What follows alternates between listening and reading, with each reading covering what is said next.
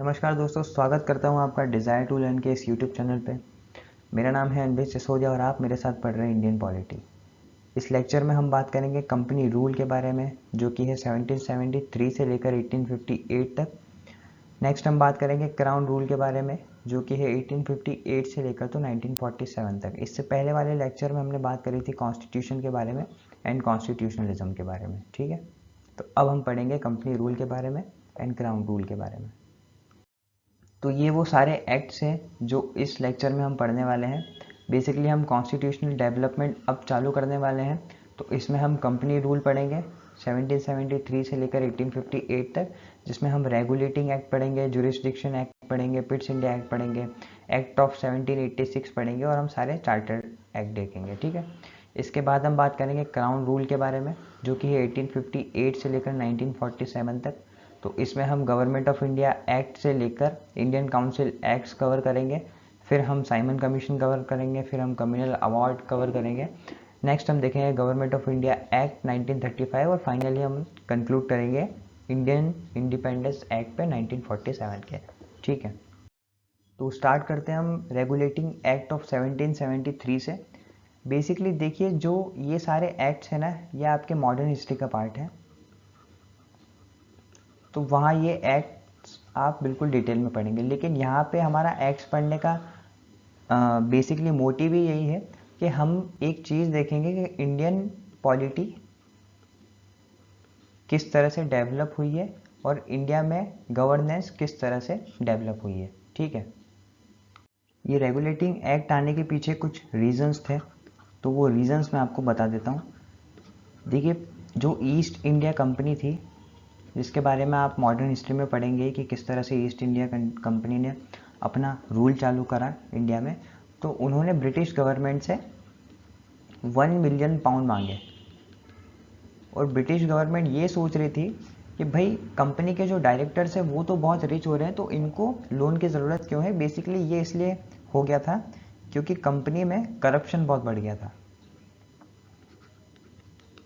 Company में corruption बहुत बढ़ गया था। ठीक है, नेक्स्ट चीज़ ये भी थी कि बंगाल में फेमाइन आया था, जिसमें बहुत सारे लोगों की डेथ हो गई थी। और भी कुछ रीजंस है, जैसे जो ईस्ट इंडिया कंपनी है वो हैदर अली से हार गई थी। किससे? हैदर अली से 1769 में। तो भाई ब्रिटिश जो गवर्नमेंट थी वो बेसिकली क्या करना चाहती थी, कंपनी पे एक तरह से कंट्रोल करना चाहती थी और कंपनी पे एक तरह से लगाम लगाना चाहती थी। इस एक्ट में पहली बार कंपनी के जो पॉलिटिकल राइट्स है एंड एडमिनिस्ट्रेटिव फंक्शंस है उनको रिकॉग्नाइज किया गया। इससे पहले देखिए, 1 सेकेंड,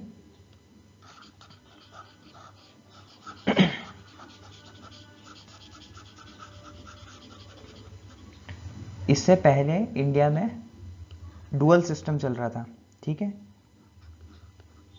या फिर डुअल फॉर्म ऑफ एडमिनिस्ट्रेशन, जो कि चालू करा था रॉबर्ट क्लाइव ने। इस सिस्टम के तहत जो कंपनी थी उसके पास तो थे दीवानी राइट्स, जो कि उनको बैटल ऑफ बक्सर के बाद मिले थे, है ना। और जो नवाब था उसके पास थे निजामत राइट्स। बेसिकली ये सिस्टम मुगल्स के पास था, निजामत राइट्स।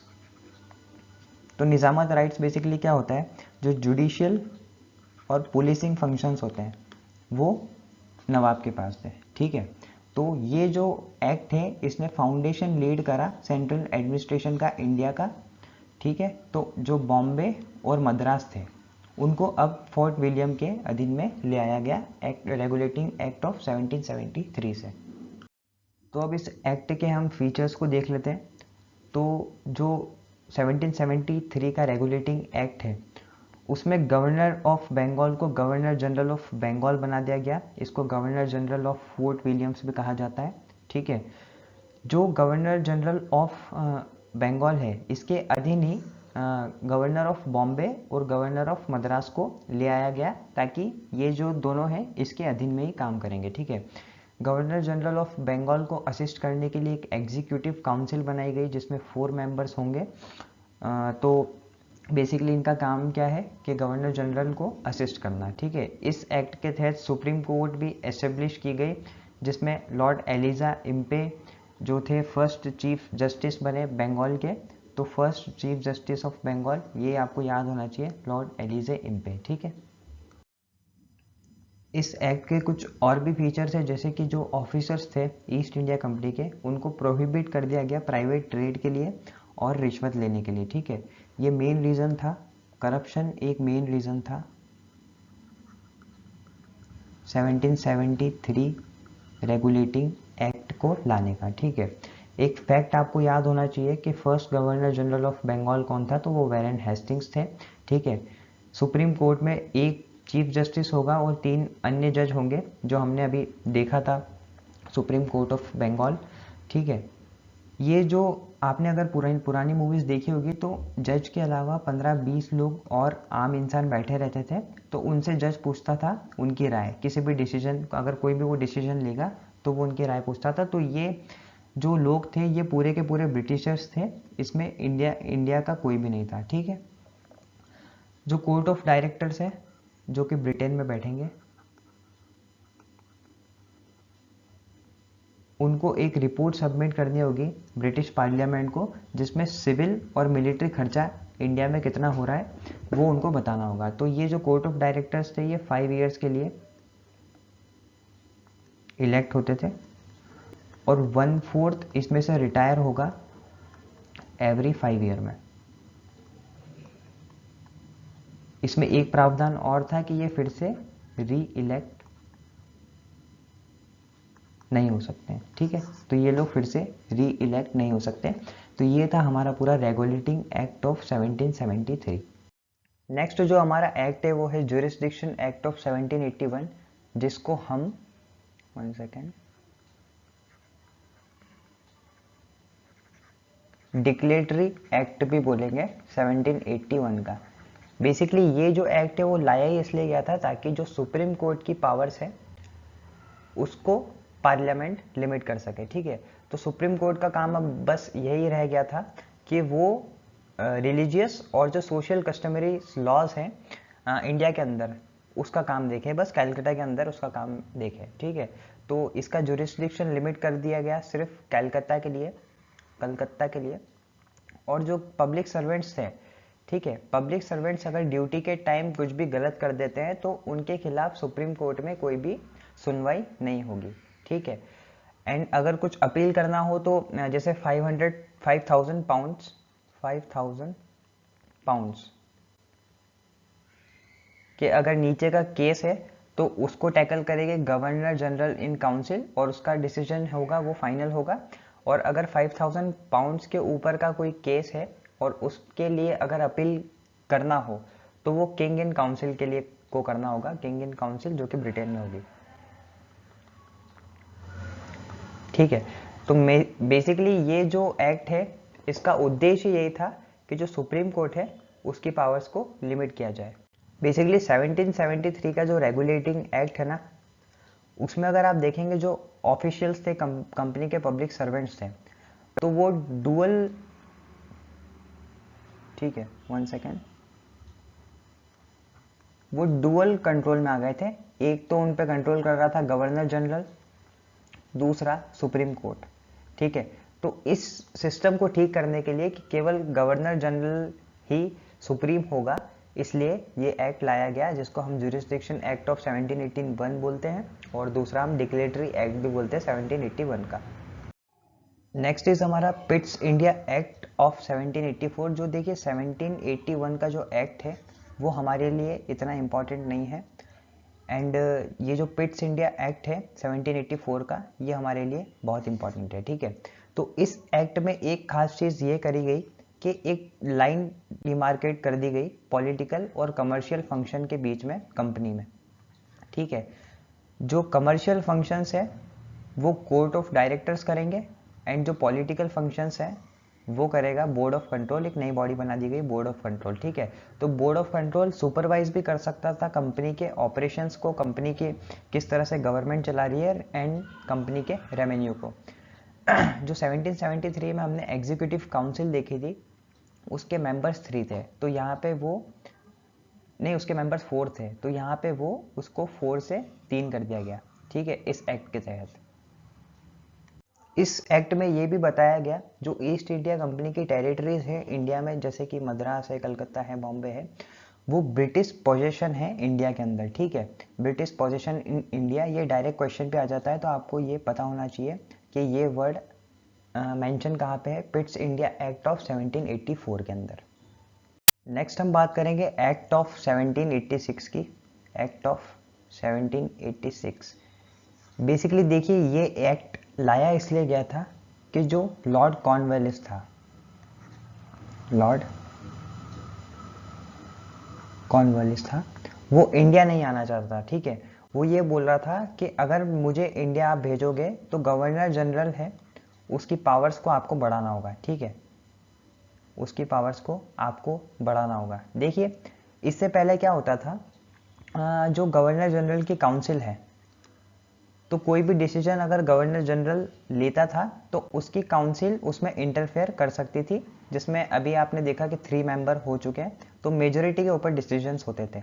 लेकिन कॉर्नवालिस ऐसा नहीं चाहता था। कॉर्नवालिस ये चाहता था कि पूरी पावर गवर्नर जनरल के पास हो, और वक्त आने पर जो गवर्नर जनरल है वो काउंसिल की पावर्स को ओवरराइड कर सके। इसलिए एक्ट ऑफ 1786 को लाया गया। इस पूरे एक्ट को लाने का एक ही मतलब था, लॉर्ड कॉर्नवालिस को इंडिया लाना है और गवर्नर जनरल की जो पावर्स है उसको बढ़ाना है, ठीक है। तो 1786 के इस एक्ट के बारे में आपको याद इतना ही रखना है कि ये एक्ट सिर्फ कॉर्नवालिस को कन्विंस करने के लिए लाया गया था, और इधर भी विलियम पिट थे जो ये एक्ट लाए थे, ठीक है।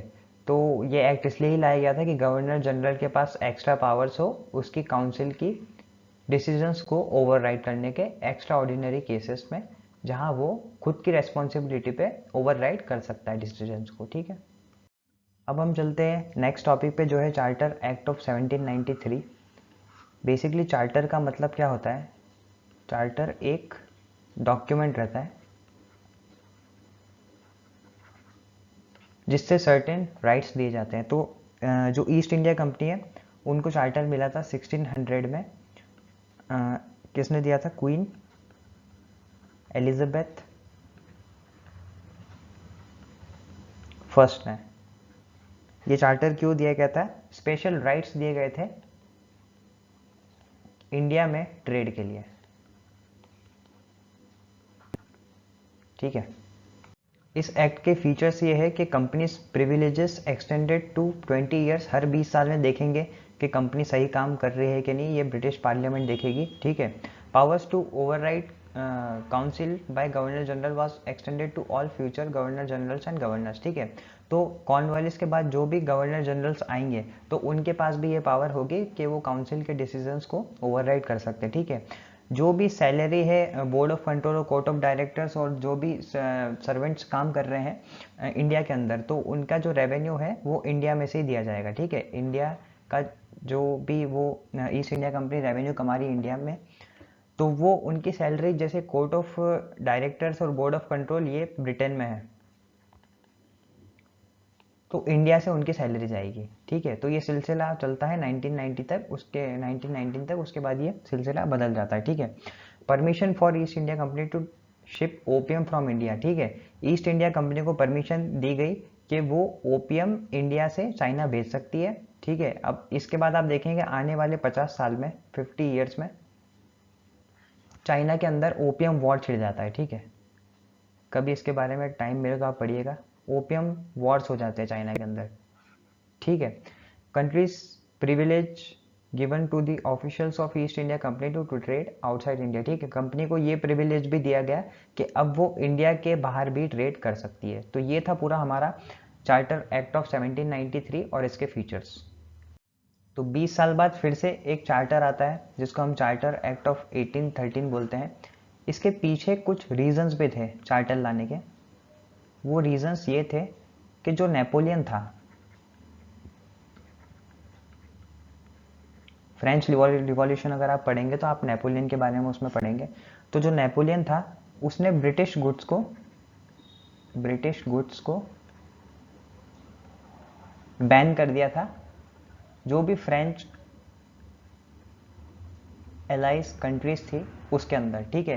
तो फ्रांस का अलाइज जो भी था उसमें ब्रिटिश गुड्स का आना बंद हो गया था। इससे क्या हुआ था, ब्रिटेन के जो मर्चेंट्स थे उनको बहुत नुकसान हुआ था, उनके रेवेन्यू का लॉस हुआ था, ठीक है। तो उनको कहीं से तो पैसा कमाना था, तो इसलिए उन्होंने ब्रिटिश पार्लियामेंट से डिमांड करी कि हमें भी कुछ स्पेशल प्रिविलेजेस मिलना चाहिए।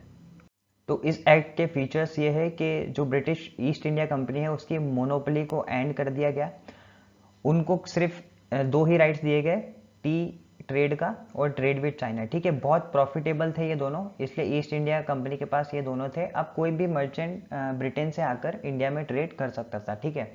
इस एक्ट के तहत अलॉट किए गए 1 lakh rupees annually for education, improvement of literature और साइंस इन इंडिया, ठीक है। अब ब्रिटेन की पार्लियामेंट को लगा कि हमें भारत के लिए कुछ अच्छा करना चाहिए, लेकिन दुर्भाग्य की बात यह है कि 10 साल तक ये कुछ ऐसा इम्प्लीमेंट ही नहीं हो सका। इसके पीछे बहुत बहस छिड़ी थी, ठीक है। इस एक्ट के तहत क्रिश्चियन मिशनरीज को भी अलाउड कर दिया गया इंडिया में अपना जो रिलीजन है वो प्रीच करने के लिए, ठीक है, अपना रिलीजन पूरा फैलाने के लिए, ठीक है।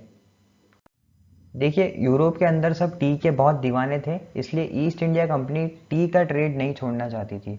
इसलिए इस एक्ट के अंदर ईस्ट इंडिया कंपनी की मोनोपोली रही टी के ट्रेड के लिए और ओपियम एक्सपोर्ट के लिए चाइना में, ठीक है। तो 20 साल बाद फिर से एक चार्टर एक्ट आ जाता है जिसको हम बोलते हैं चार्टर एक्ट ऑफ 1833, ठीक है। ये उस टाइम आता है जब ब्रिटेन के अंदर इंडस्ट्रियल रिवॉल्यूशन पीक पे होता है और ब्रिटेन के अंदर लिबरल प्रिंसिपल वाली सरकार होती है, ठीक है, जो बात करती है एजुकेशन के बारे में, राइट्स के बारे में।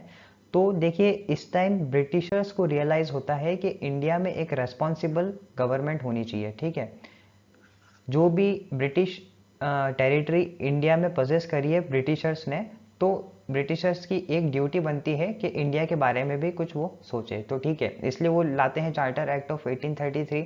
इस एक्ट के कुछ फीचर्स हैं जो हमें पता होना चाहिए, जैसे कि गवर्नर जनरल ऑफ बंगाल को गवर्नर जनरल ऑफ इंडिया बना दिया गया। तो पहला कौन था, विलियम बेंटिक था, ठीक है, ये भी आपको पता होना चाहिए। विलियम बेंटिक पहला गवर्नर जनरल ऑफ इंडिया, ठीक है। बॉम्बे और मद्रास प्रेसिडेंसी की जो लेजिस्लेटिव पावर्स थी उसको पूरी तरह से यहाँ पे ख़त्म कर दिया गया, ठीक है। उनके पास कुछ लेजिस्लेटिव पावर्स होती थी लॉज बनाने की, तो वो पूरी तरह से ले ली गई, ठीक है। गवर्नर जनरल को कंप्लीट कंट्रोल मिल गया सिविल और मिलिट्री अफेयर्स के लिए, ठीक है। सिविल और मिलिट्री अफेयर्स के लिए अब गवर्नर जनरल जो बोलेगा वही होगा, ठीक है। एक 4th मेंबर ऐड कर दिया गया गवर्नर जनरल की काउंसिल में। अब 3 थे तो 3 से वापस 4 हो गए, ठीक है। तो ये कौन था, बेसिकली एक लॉ मेंबर था जिसको ऐड करा गया गवर्नर जनरल की काउंसिल में। इस एक्ट के और भी फीचर्स है, जैसे लॉ कमीशन कॉन्स्टिट्यूट करी 1834 के अंदर, ठीक है। अब जो इस एक्ट से जो भी लॉज निकलेंगे तो उनको हम बोलेंगे एक्ट्स, ठीक है। अर्लियर इसको बोला जाता था रेगुलेशंस, अब बोला जाएगा एक्ट्स। देखिए, दोनों में फ़र्क ये होता है कि जो एक्ट्स होते हैं वो कोई एक संवैधानिक संस्था बनाती है, जैसे कि पार्लियामेंट, और जो रेगुलेशंस होते हैं वो बेसिकली कंपनीज बनाती है। हर कंपनी के कुछ रूल्स एंड रेगुलेशंस होते हैं ना, तो जो कंपनी होती है वो बेसिकली रेगुलेशंस बनाती है, ठीक है। ईस्ट इंडिया कंपनी की मोनोपोली पूरी तरह से एंड कर दी गई, जैसे वो ट्रेड विथ चाइना था, ट्रेड विथ चाइना था, और ट्रेड इन टी था, ट्रेड इन टी। तो ये पूरी तरह से मोनोपोली ईस्ट इंडिया कंपनी की एंड कर दी गई। अब ईस्ट इंडिया कंपनी बेसिकली एक एडमिनिस्ट्रेटिव बॉडी बन के रह गई। तो कुछ फैक्ट्स है जो आपको पता होना चाहिए, जैसे कि जो first governor general of India था वो विलियम बेंटिक था, ठीक है। टी.बी. मैकॉले था, वो 4th मेंबर था गवर्नर जनरल की काउंसिल में। जो लॉ मेंबर था, फर्स्ट लॉ मेंबर भी था और फर्स्ट लॉ कमीशन का चेयरमैन भी था, जो कॉन्स्टिट्यूट करी थी इस एक्ट के तहत, ठीक है। इस एक्ट में बात होती है open competition for civil services के लिए, ठीक है, क्योंकि मतलब इंडियंस के लिए भी सिविल सर्विसेज का ओपन कंपटीशन होना चाहिए, बट ये फेल हो जाता है। ठीक है, 1853 में फिर से इसकी बात होती है और फाइनली 1855 में ओपन कंपटीशन होता है सिविल सर्विसेज के लिए। ठीक है, सेक्शन 87 कहता है no discrimination to office under company, मतलब जो इंडियंस है वो ब्रिटिश रेसिडेंट्स है उनके बीच में कोई भी भेदभाव नहीं होगा। बेसिकली ये कहने की बात है, भेदभाव तो आपको पता ही है कितना हुआ था, ठीक है, इंडियंस के साथ। एबोलिशन ऑफ स्लेवरी, ठीक है, तो इस एक्ट के तहत स्लेवरी इंडिया के अंदर बैन कर दी गई, और ब्रिटेन में तो पहले ही वो बैन हो गई थी, तो इस एक्ट के तहत स्लेवरी भी इंडिया में बैन कर दी गई 1843 में। ठीक है, तो 20 साल बाद फिर से एक चार्टर एक्ट आता है जिसको हम चार्टर एक्ट ऑफ 1853 बोलते हैं। तो a separate governor was appointed for Bengal. इससे पहले क्या होता था, जो गवर्नर जनरल ऑफ इंडिया है वही बंगाल का एडमिनिस्ट्रेशन भी देखता था। तो अब क्या हुआ, एक सेपरेट गवर्नर बना दिया बंगाल के लिए, ताकि जो गवर्नर जनरल ऑफ इंडिया है उसकी रेस्पॉन्सिबिलिटीज थोड़ी कम हो। Extended the company's rule to possess Indian territories. अब यहाँ पे वापस कंपनी का रूल बढ़ा दिया गया, लेकिन यहाँ पे टाइम मेंशन नहीं करा। पहले क्या होता था, 20 ईयर के लिए करते थे, तो कंपनी को पता था कि 20 साल तक तो हम यहाँ पे टिकेंगे ही। तो ब्रिटेन की पार्लियामेंट ने बहुत स्मार्ट वर्क करा। अब यहाँ पे कोई स्पेसिफिक टेनर नहीं है कंपनी का कि कब तक वो रूल करेगी, और 1857 में क्रांति हो जाती है भारत के अंदर, और 1858 में क्राउन का रूल हो जाता है। ठीक है, 1858 में कंपनी का रूल खत्म हो जाता है। For the first time separated the legislature and executive functions of governor general council. ठीक है, तो गवर्नर जनरल के जो काउंसिल है उसमें पहली बार दोनों फंक्शन को सेपरेट कर दिया गया, लेजिस्लेचर वाला और एग्जीक्यूटिव फंक्शन वाला। ठीक है, इन दोनों को अलग कर दिया गया। Open competition was introduce to recruit civil services. ठीक है, सिविल सर्वेंट के लिए ओपन कंपटीशन इस एक्ट के तहत ले आया गया 1853 के एक्ट के तहत। ठीक है, मकौले कमेटी बनी। ठीक है, सिविल सर्विसेज के रिक्रूटमेंट के लिए मकौले कमेटी कंस्टिट्यूट की गई। Number of court of directors जो लंदन में थे उनको 24 से 18 कर दिया गया, 24 से 18। तो ये इंग्लैंड के अंदर होते थे, ये 24 होते थे, तो इनको अब क्या कर दिया गया, 18 कर दिया गया।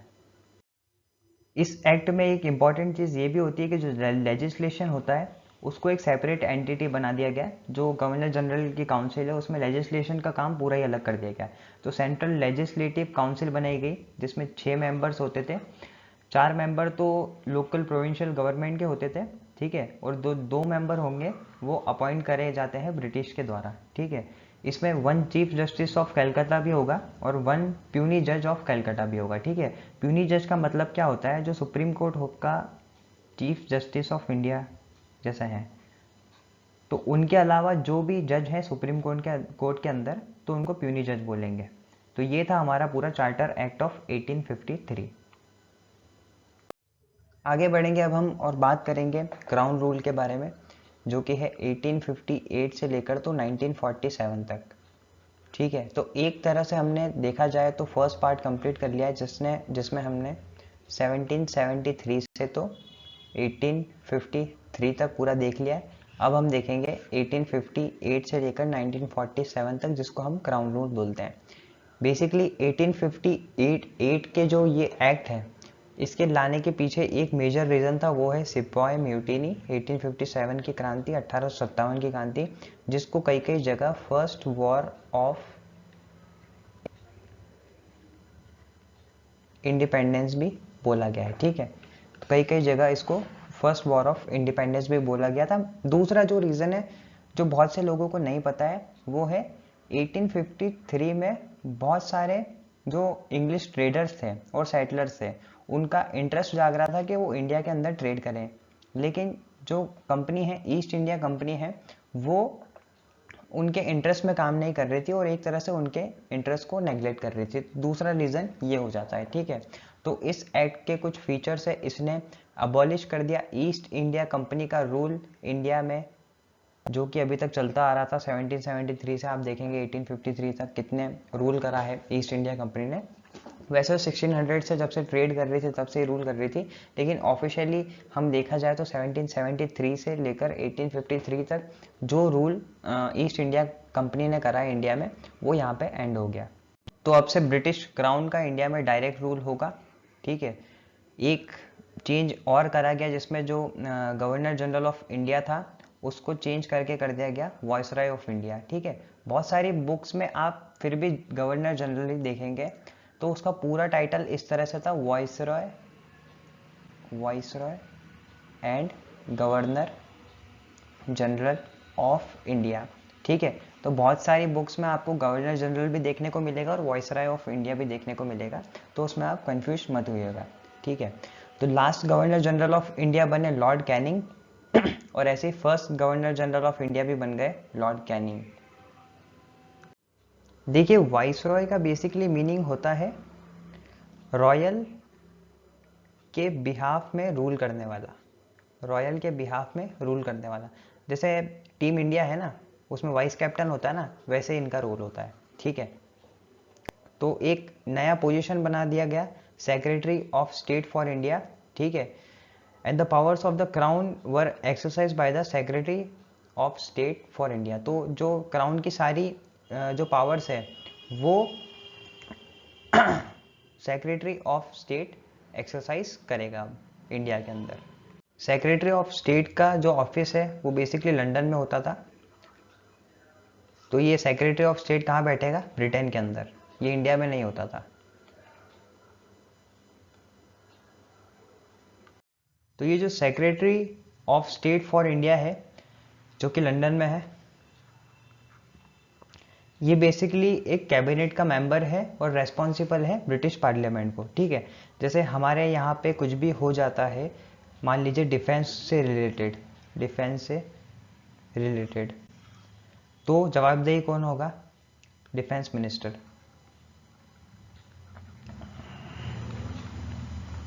ऐसे ही इंडिया से रिलेटेड कुछ भी चीज़ होती है तो उसके लिए रेस्पॉन्सिबल कौन होगा, secretary of state for India, ठीक है। तो secretary of state for India को असिस्ट करती थी एक काउंसिल जिसमें मेंबर्स होते थे 15। बेसिकली ये सारे मेंबर्स कहाँ से होते थे, कोर्ट ऑफ डायरेक्टर जो है ना, उसके भी कोई भी रेपुटेड मेंबर्स हैं जो पुराने मेंबर्स हैं उनको ही बेसिकली इसके अंदर रख लिया गया था। तो ये काउंसिल ऑफ इंडिया असिस्ट करती थी सेक्रेटरी ऑफ स्टेट को, ठीक है। काउंसिल ऑफ इंडिया है, इसको इंडियन काउंसिल भी कहा जाता है, इंडियन काउंसिल। तो इसमें जो सारे मेंबर्स होते थे जैसे कि मैंने बताया वो इंग्लैंड से ही होते थे, कोर्ट ऑफ डायरेक्टर वाले ये सारे मेंबर्स थे। और जो भी ओल्ड मेंबर्स हो गए, पुराने मेंबर्स है कोर्ट ऑफ डायरेक्टर को, डायरेक्टर जो थे तो उनको इसमें रख लिया गया, ठीक है। इनका बेसिकली काम क्या होता था, कमर्शियल फंक्शंस होते थे जैसा कि हमने पहले देखा है। अब इसको एक अच्छे डायग्राम से समझ लेते हैं, डायग्राम कैसे यहाँ पे हो जाएगा, ठीक है। तो देखिए इंडिया के अंदर वाइसरॉय है, वाइसरॉय को असिस्ट कौन करती है, वाइसरॉय की एग्जीक्यूटिव काउंसिल, ठीक है। तो वाइसरॉय किसको रेस्पॉन्सिबल है, वो है secretary of state for India, ठीक है। अब secretary of state for India इसको असिस्ट करती है काउंसिल ऑफ इंडिया, जिसको इंडियन काउंसिल भी बोला जाता है, ठीक है। अब ये सब लोग किसको रेस्पॉन्सिबल है, ब्रिटिश पार्लियामेंट को।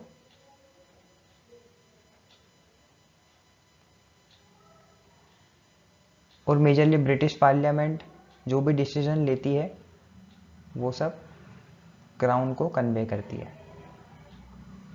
तो ये है पूरा स्ट्रक्चर, इस तरह से एडमिनिस्ट्रेशन काम कर रहा था। आगे बात करते हैं तो नेक्स्ट जो एक्ट है हमारा वो है इंडियन काउंसिल एक्ट ऑफ 1861, ठीक है। तो इस एक्ट के कुछ फीचर्स है जो हमें याद होना चाहिए। तो इसमें क्या करा गया, जो एग्जीक्यूटिव काउंसिल थी जो कि वाइसरॉय की थी, ठीक है, उसको बढ़ा के 5th मेंबर ऐड कर दिया गया, 5th मेंबर ऐड कर दिया गया। इन मेंबर्स के बेसिकली डिफरेंट डिफरेंट काम होते थे, जैसे कि होम डिपार्टमेंट होता था, फिर आपका मिलिट्री होता था, फिर आपका लॉ होता था, फिर रेवेन्यू एंड फाइनेंस। अच्छा, इसमें सिक्स्थ मेंबर भी एक ऐड करा गया था, लेकिन वो ऐड करा गया था शायद 1874 में, और वो किस लिए ऐड करा था? पब्लिक वर्क के लिए, पब्लिक वर्क के लिए। वाइसरॉय एडिशनली 6 to 12 मेंबर्स भी उसकी काउंसिल में ऐड कर सकता था। बेसिकली ये 12 ही होते थे वाइसरॉय की काउंसिल में, 6 to 12 दिया गया है, लेकिन मोस्टली 12 होते ही थे, ठीक है। जिसका नंबर चेंज करके 1982 में 16 कर दिया गया, 1892 में 16 कर दिया गया, पार्डन, एंड 60 कर दिया गया 1909। अब आप देखेंगे यही जो पूरा सिस्टम है ना, ये आगे चल के लोकसभा बनेगा, है ना। वाइसरॉय उसकी काउंसिल में, जो लेजिस्लेटिव काउंसिल है, उसमें 3 इंडियंस को भी नॉमिनेट कर सकता था इस एक्ट के तहत। तो 1862 में लॉर्ड कैनिंग नॉमिनेट करते हैं राजा ऑफ बनारस को, महाराजा ऑफ पटियाला को और सर दिनकर राव को लेजिस्लेटिव काउंसिल में, ठीक है। बहुत इंपॉर्टेंट नेम्स है, डायरेक्ट एमसीक्यूज में आपके ले आ जाएंगे, ठीक है। तो मोस्टली नॉमिनेशन किसका होता था? जो बहुत रिच हो, किंग हो, राजा हो कहीं के भी, या बहुत बड़े जमींदार हो। इस एक्ट के तहत एक पोर्टफोलियो सिस्टम भी अप्रूव कर दिया गया, एक पोर्टफोलियो सिस्टम भी अप्रूव हो गया था। जिसमें क्या था, देखिए पोर्टफोलियो बेसिकली होता क्या है, जैसे होम मिनिस्टर का अलग डिपार्टमेंट है, डिफेंस का अलग डिपार्टमेंट है, फाइनेंस का अलग डिपार्टमेंट है। तो इन सब के पास अलग अलग पोर्टफोलियो है, मतलब अलग अलग डिपार्टमेंट है। तो लॉर्ड कैनिंग को कहा जाता है पोर्टफोलियो सिस्टम का जनक। इन्होंने 1859 में स्टार्ट कर दिया था इस प्रोसेस को, और फाइनली 1861 में ये अप्रूव हो गया था, ठीक है। इस एक्ट के तहत वाइसरॉय ऑर्डिनेंस भी ला सकता था। ये ऑर्डिनेंस के बारे में हम अच्छे से पढ़ेंगे जब हम पढ़ेंगे प्रेसिडेंट और गवर्नर, ठीक है। तो इनके बारे में जब हम पढ़ेंगे, जब मैं आपको ऑर्डिनेंस अच्छे से बता दूंगा। Legislative powers to Madras and Bombay presidency. अब आपको बताना है कि किस एक्ट के तहत ये पावर्स ले ली गई थी। पिछले जो कुछ हमने बातें करी है, उसमें एक एक्ट के अंदर मैंने बताया था कि लेजिस्लेटिव पावर मद्रास और बॉम्बे प्रेसिडेंसी की ले ली गई थी। तो जो इंडियन मेंबर्स को काउंसिल में शामिल करा गया था, तो बेसिकली वो किसी भी काम में इंटरफेयर नहीं कर सकते थे एग्जीक्यूटिव काउंसिल के, है ना। और उनके पास कोई भी एडमिनिस्ट्रेटिव या फाइनेंस की पावर नहीं थी। लेकिन देखिए यहाँ से एक प्रोसेस स्टार्ट हो रही है लॉ मेकिंग में इंडियंस का पार्टिसिपेशन। तो आपसे डायरेक्ट क्वेश्चन पूछ लिया जाएगा कि इंडियंस का लॉ मेकिंग में डायरेक्ट गला बहुत खराब हो रहा है। इंडियंस का लॉ मेकिंग में डायरेक्ट पार्टिसिपेशन किस एक्ट के तहत है? तो उसमें आपको ऑप्शन दे दिए जाएंगे डिफरेंट डिफरेंट, तो उसका आंसर होगा act of Indian council act of 1861। Next है हमारा Indian council act of 1892। Basically इसका बैकग्राउंड में क्या स्टोरी है कि इंडियन नेशनल कांग्रेस फॉर्म हुई थी 1885 में। तो इंडियन नेशनल कांग्रेस की एक डिमांड थी कि जो लेजिस्लेटिव काउंसिल है उसमें कुछ चेंजेस करे जाए, उसमें कुछ रिफॉर्म्स करे जाए। तो इसलिए ये एक्ट लाया गया था। तो इस एक्ट के तहत इनडायरेक्ट इलेक्शन की एक प्रोसेस इंडिया में चालू हो जाती है। इसकी कुछ लिमिटेशंस थी। तो बेसिकली इसमें जो ज़मींदार से, म्यूनसिपालिटीज़ वाले हैं, यूनिवर्सिटीज़ है, चैम्बर ऑफ कॉमर्स रिकमेंड कर सकते थे मेंबर्स को, ठीक है। तो सेंट्रल लेजिस्लेटिव काउंसिल जो थी उसको अब 12 से 16 मेंबर्स इसमें कर दिए गए, जिसमें जो ऑफिशियल्स मेंबर थे वो 8 थे जो कि ब्रिटिश रिकमेंड करते थे। नॉन ऑफिशियल मेंबर्स नॉमिनेटेड, और नॉर्मली जो नॉन ऑफिशियल मेंबर्स हैं तो ये 8 होते थे दोनों मिला के, जिसमें से ये जो है ये वाइसरॉय, नॉमिनेट करता था। बाकी जो नॉन ऑफिशियल मेंबर्स हैं वो यहाँ से नॉमिनेट होके आते थे। 4 प्रोविंशियल लेजिस्लेचर्स है, Madras, Bombay, Bengal, North West Province, 1 second, ठीक है, और एक आता था कैलकाता चैम्बर ऑफ कॉमर्स, ठीक है, यहाँ से आता था। तो इसको हम ईजिली लैंग्वेज में देख लेते हैं। जो सेंट्रल लेजिस्लेटिव काउंसिल है उसमें टोटल मेंबर 16 है, उसमें से 8 जो है वो ब्रिटिशर्स नॉमिनेट करते हैं, बाकी के बचे हुए 8 ये इंडियंस हो सकते हैं। उसमें से 4 जो है वो वाइसरॉय नॉमिनेट करता था और बाकी के 4 यहाँ से इनडायरेक्टली नॉमिनेट होके आते थे। अब ब्रिटिशर्स का यहाँ पे दिमाग देखिए, ब्रिटिशर्स ने इंडियंस को कभी मेजोरिटी में नहीं आने दिया। अब जो 8 है वो ब्रिटिशर्स के साथ देंगे और बाकी 1 सेकेंड, बाकी जो 8 है उसमें से 4 जो कि वाइसरॉय नॉमिनेट करता था। तो ये देखिए मेजोरिटी हो गई, वाइसरॉय उनको ही नॉमिनेट करता था जो बेसिकली ब्रिटिश के लिए लॉयल हो। तो हमेशा सेंट्रल लेजिस्लेटिव काउंसिल में ब्रिटिशर्स की मेजोरिटी होती थी और कोई भी जो लॉ है वो रुकता नहीं था, इजीली पास हो जाता, ठीक है। तो जो सेंट्रल लेजिस्लेटिव काउंसिल है उसके मेंबर्स क्वेश्चन कर सकते थे एग्जीक्यूटिव से पब्लिक इंटरेस्ट के लिए, उसके लिए उनको 6 दिन का नोटिस देना पड़ता था, ठीक है। इसमें जो प्रोविंसेस है उनकी भी जो मेंबर्स है उनकी भी संख्या बढ़ा दी गई थी, ठीक है। कोई भी डिस्कशन अलाउ नहीं था, मतलब जो एग्जीक्यूटिव था वो अगर क्वेश्चन तो पूछ सकते थे लेकिन एग्जीक्यूटिव बाध्य नहीं थे आंसर देने के लिए, ठीक है। तो स्पीकर डिमांड को रिजेक्ट कर सकता था। और बेसिकली ये जो इंडियन नेशनल कांग्रेस है इसके लिए जीत तो नहीं बोलेंगे, लेकिन देखिए इंडियन नेशनल कांग्रेस ने थोड़ा तो ब्रिटिशर्स को मजबूर कर दिया था कि वो सेंट्रल लेजिस्लेटिव काउंसिल में कुछ चेंजेस करे, कुछ रिफॉर्म्स करे। तो यहाँ पे एक चीज़ आपको याद रखनी है कि इस एक्ट में कहीं भी इलेक्शन वर्ड यूज़ नहीं हुआ है, ठीक है। इलेक्शन वर्ड इस एक्ट में यूज़ नहीं हुआ है। आपको कंफ्यूज कर देंगे कि इस एक्ट के अंदर इलेक्शन वर्ड मेंशन है, बट ऐसा कुछ नहीं है। यहाँ पे जो वर्ड मेंशन हुआ है वो है नॉमिनेशन, ठीक है।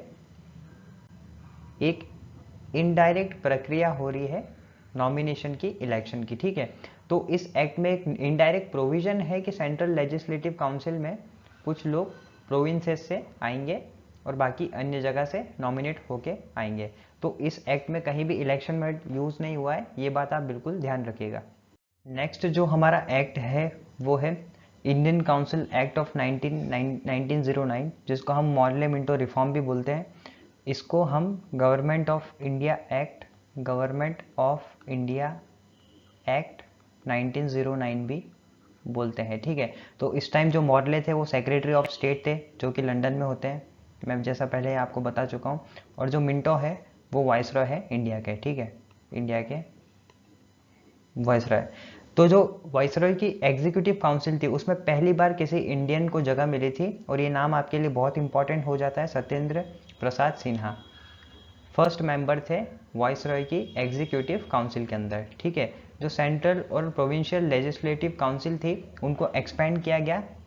तो जो सेंट्रल लेजिस्लेटिव काउंसिल थी उसमें 16 मेंबर्स थे, पिछली बार हमने देखा था। तो अब वो हो गए, बढ़ के हो गए 60 मेंबर्स, ठीक है।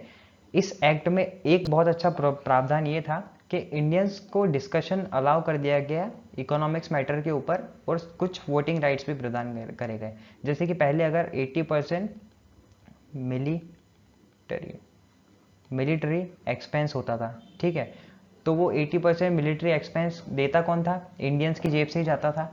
तो उस पर पहले इंडियंस कुछ आवाज़ नहीं उठा सकते थे, लेकिन अब ऑफिशियली इंडियंस इसके खिलाफ आवाज़ उठा सकते थे, ठीक है। देखिए जो ब्रिटिशर्स थे वो हमेशा से भारतीयों के साथ डिवाइड एंड रूल वाली पॉलिसी अपनाते थे। तो यहाँ भी उन्होंने कुछ ऐसे ही करा। वो कैसे करा? सेपरेट इलेक्टोरेट प्रदान करके मुस्लिम्स को, ठीक है।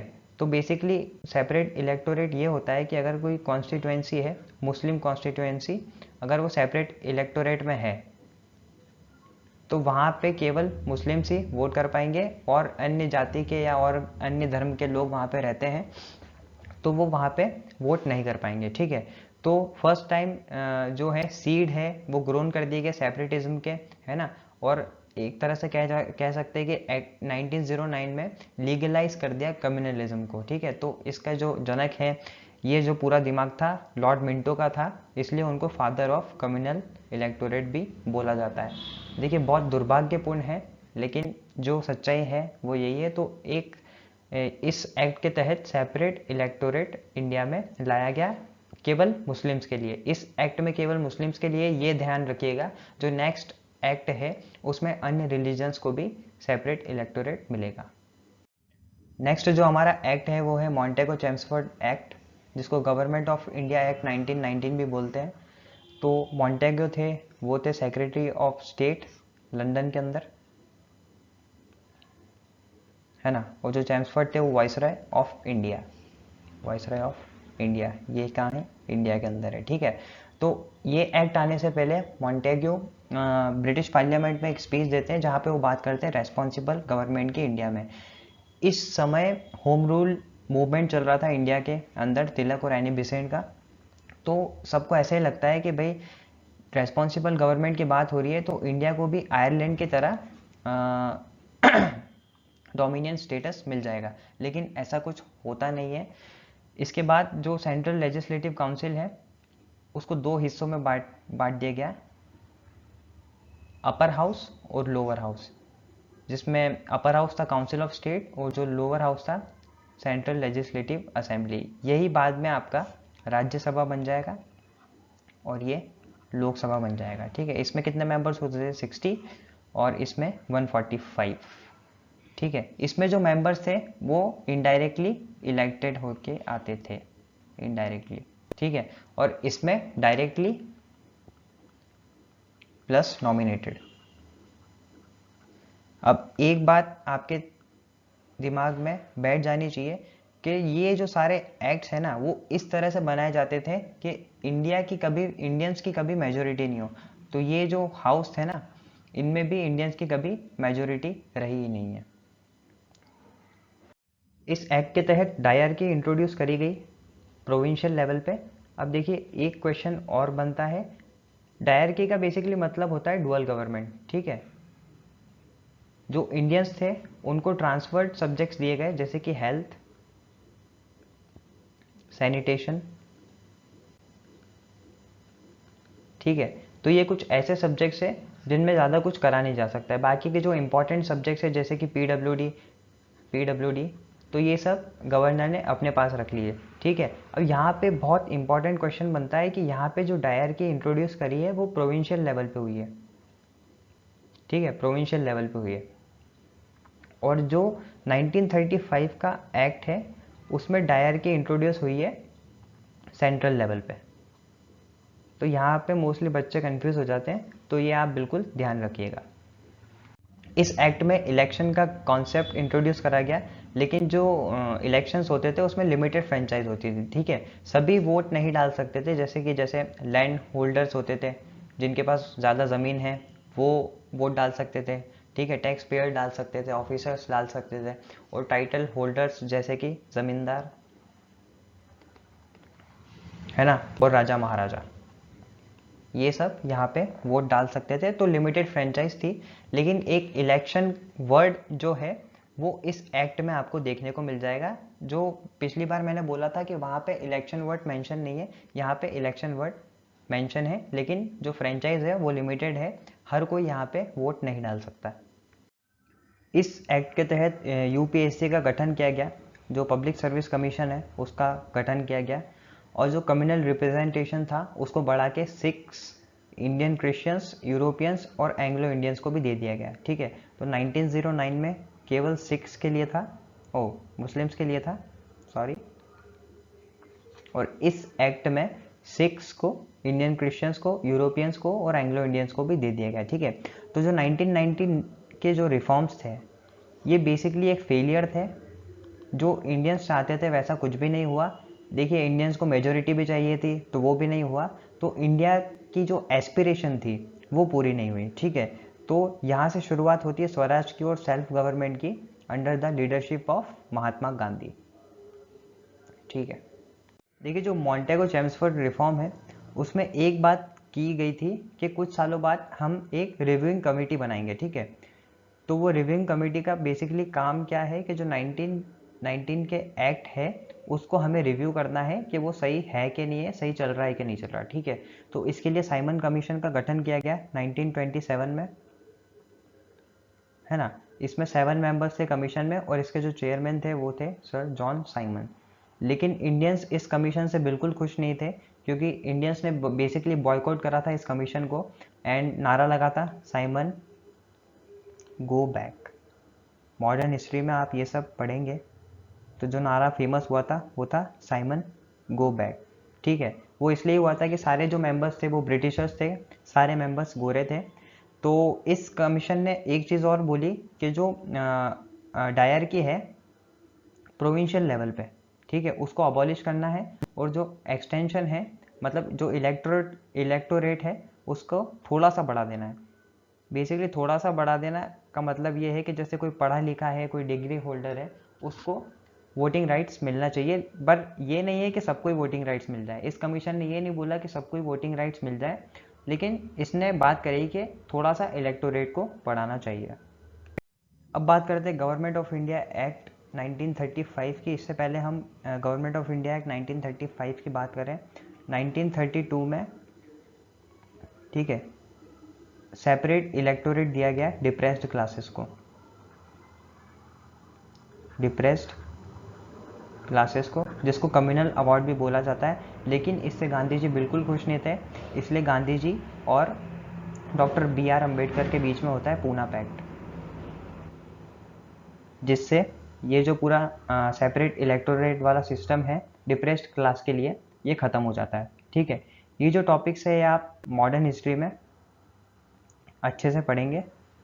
बेसिकली मेरा बताने का मतलब यही है कि आप देखेंगे कि इंडियन पॉलिटिक किस तरह से इवॉल्व हो रही है, ठीक है। तो इस एक्ट के फीचर्स कुछ हैं जो कि आपके लिए बहुत इंपॉर्टेंट है। इस एक्ट ने प्रोविंशियल डायरकी को बिल्कुल ख़त्म कर दिया और नई डायरकी इंट्रोड्यूस करी सेंटर पे, ठीक है। इस एक्ट में ऑल इंडिया फेडरेशन बनाने की बात हुई। देखिए ब्रिटिशर्स बहुत चालाक थे, इसलिए ऑल इंडिया फेडरेशन बनाने की बात हुई क्योंकि उनको पता था कि प्रिंसली स्टेट्स कभी ज्वाइन नहीं करेंगे, और ऐसा हुआ भी, प्रिंसली स्टेट्स ने कभी ज्वाइन नहीं करा, तो ऑल इंडिया फेडरेशन का सपना एक सपना ही रह गया। इसमें जो लेजिस्लेचर का साइज़ है वो इस एक्ट के तहत बढ़ा दिया गया है ना। फ्रेंचाइज बढ़ा दी गई, वोटिंग अधिकार थोड़े बढ़ा दी गए, ठीक है। और जो सब्जेक्ट्स है उनको 3 लिस्ट में बांटा गया जो कि हम बात करेंगे अभी थोड़ी देर में। प्रोविंशियल ऑटोनॉमी है वो इंक्रीज कर दी गई, मतलब थोड़ा सेपरेशन ऑफ पावर यहाँ पे आपको देखने को मिलेगा। इस एक्ट के तहत डायरेक्ट इलेक्शन आपको पहली बार देखने को मिलेंगे इंडिया में 1937 में, जब पहली बार ज़्यादा मात्रा में इंडियंस आपको वोट देते हुए देखने को मिलेंगे, ठीक है। जो कम्युनल अवार्ड है उसको रिटेन कर दिया गया, मतलब कम्युनल अवार्ड को हटाया नहीं गया, कम्युनल अवार्ड ऐसा का ऐसा रहेगा, ठीक है। इस एक्ट के तहत बर्मा को इंडिया से अलग कर दिया गया, मतलब वहाँ पे एक अलग वाइसरॉय रहेगा, वहाँ पे एक अलग गवर्नर जनरल रहेगा, ठीक है। तो जिन लिस्ट की मैं बात कर रहा था, तो गवर्नमेंट ऑफ इंडिया एक्ट 1935 ने पावर को इन लिस्ट में डिवाइड कर दिया। फेडरल लिस्ट जो कि आज की तारीख में आपकी हो गई यूनियन लिस्ट, प्रोविंशियल लिस्ट जो आज की तारीख में आपकी हो गई है स्टेट लिस्ट, और कॉन्करेंट लिस्ट तो वैसी की वैसी है, ठीक है, ये कॉन्करेंट लिस्ट है।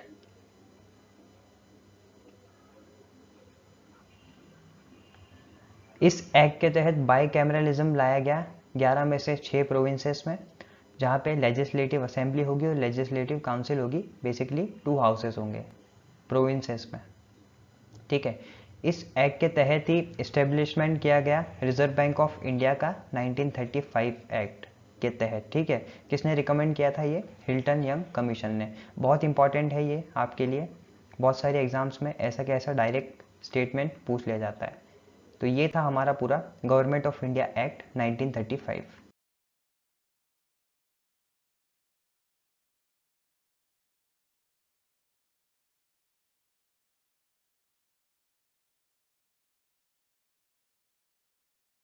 तो यहाँ पे भी वही दिया गया है कि after independence governor general was made head of the state of India till constitution was made, मतलब जब तक कॉन्स्टिट्यूशन नहीं बना था तो head of the state of India कौन था? गवर्नर जनरल था।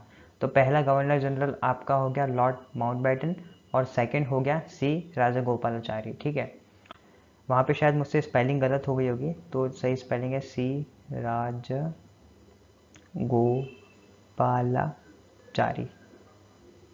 ठीक है, तो ये तो हमारा पूरा था इंडिपेंडेंस एक्ट ऑफ 1947। तो ये था पूरा हमारा कॉन्स्टिट्यूशन डेवलपमेंट का लेक्चर, जिसमें हमने देखा क्राउन रूल भी देखा और हमने कंपनी रूल भी देखा। मिलता हूँ अब आपसे नेक्स्ट लेक्चर में, तब तक के लिए ख्याल रखें अपना। और UPSC CDS desire to learn के इंस्टाग्राम चैनल को फॉलो करें, डिज़ायर टू लर्न के टेलीग्राम चैनल को ज्वाइन करें और डिज़ायर टू लर्न के इस यूट्यूब चैनल को सब्सक्राइब करें और ज़्यादा से ज़्यादा शेयर करें ताकि ज़्यादा से ज़्यादा लोग इसका बेनिफिट उठा सकें। So thank you for watching this video. मिलता हूँ आपसे नेक्स्ट लेक्चर में।